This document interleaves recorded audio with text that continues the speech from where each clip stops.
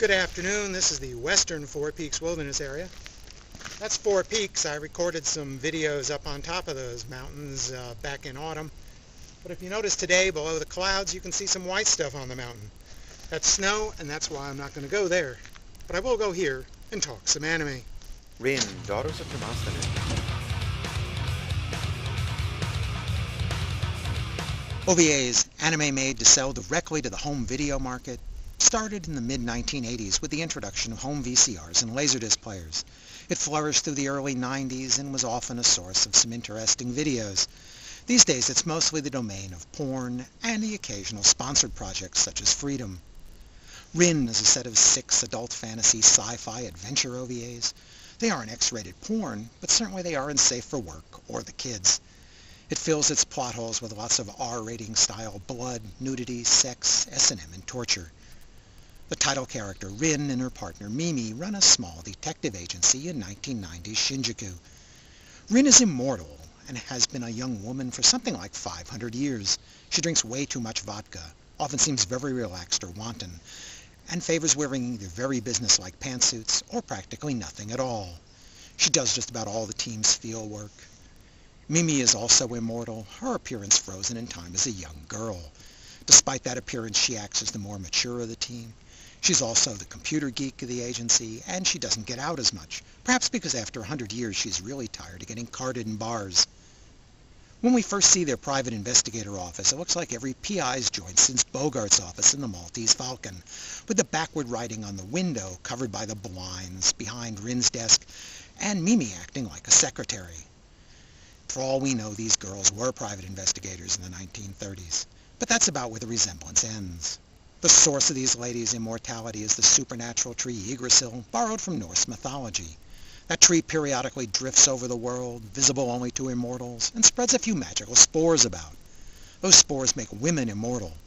Their effect on males is rather different, as the second OVA reveals. Males become winged creatures called angels, who fly around looking for immortal women. They're sexually drawn to each other with such overpowering urges that the woman is helpless to think of anything else in the presence of an angel. And once they mate, the man devours the woman, and that's about the only way an immortal woman never dies. The first OVA begins with private investigator Rin looking for a lost cat.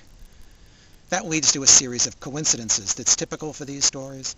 She runs into a young man named Koki just as he's being harassed by some thugs. Rin rescues the young man from the thugs with those martial arts skills every anime character seems to have. Then she takes him home like a lost cat. Shut up and move. I said hold on. What the? Bitch!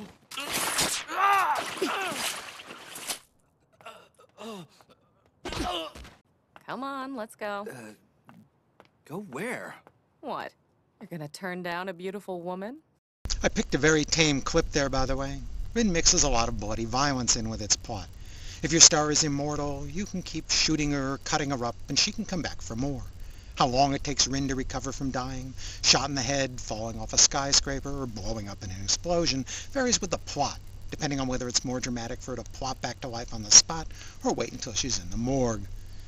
It also turns out that if your star can't die, you can inflict a lot of torture on her, much of it sexual in this case.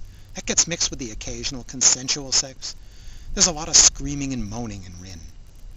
And as I said, the plot runs on coincidence. It turns out those thugs are not only into a big mysterious evil plot, they're also linked to people who already have a history with Rin and her related immortal kin. Specifically, a very nasty boy called Apos and his borderline psychotic henchwoman assassin. All this plays out with deadpan seriousness. Rin doesn't embrace her immortality with playfulness, but at least she doesn't bemoan her fate. I'm really tired of whiny anime characters complaining about their immortality as if it was a curse. Each OVA will take place in a different year, and the whole series covers almost 65 years. After all, the main characters are immortal. That time span unfolds sequentially, not as a bunch of flashbacks to the past as other stories about immortals do. In fact, the storytelling is remarkably free of any insight into the characters' presumably lengthy past. The first 2 OVAs take place entirely in 1990 and 91, when it's amusing to listen to Mimi brag about the specs of her wicked new computer. The third OVA gets us to the present with cell phones and such. And then we jump a decade to the future, where the major change seems to be that Microsoft's Surface technology has taken off, and there's also a virtual world for business or pleasure. And finally, 4 or 5 decades from now, the virtual world starts to invade our own. The anime has a little fun with a few of these new technologies, but mostly it leaves the world around it unchanged. 1.0 とか 2.0 とか。はーい、元太。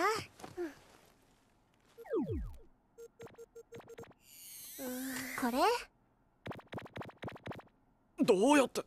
ミミはあんたが生まれる前からパソコン使ってるから。The advance of time means that the mere mortal members of the cast will get old and fade away as the story moves forward, to be replaced by new mortals for every OVA or two. Eventually, the plot reaches a climax with a culmination of Apos's grand millennium-long plan and some revelations about Yggdrasil. Of course, the fate of our heroines and the world will hang in the balance. Actually, it reminded me a bit of the way Gonzo closed out their Romeo and Juliet adaptation, but with sex and blood added. And it's even less convincing, as if they made up many of the rules as they drew it. But speaking of art, the designs of Rin are adequate, but rather simple. The animation, on the other hand, isn't bad for a TV show or OVA. The artwork may be the most earnest thing about this show. The story and the dialogue seem rather perfunctory, more a scaffold of elements than a real structure. There are similar supernatural mystery storylines, though few run through the years like this one. The violence and sex seem likewise half-hearted. It's hard for a video to both ask us to care about its characters and simultaneously be so misogynistic, even if it does get to blame the latter on psycho bad guys.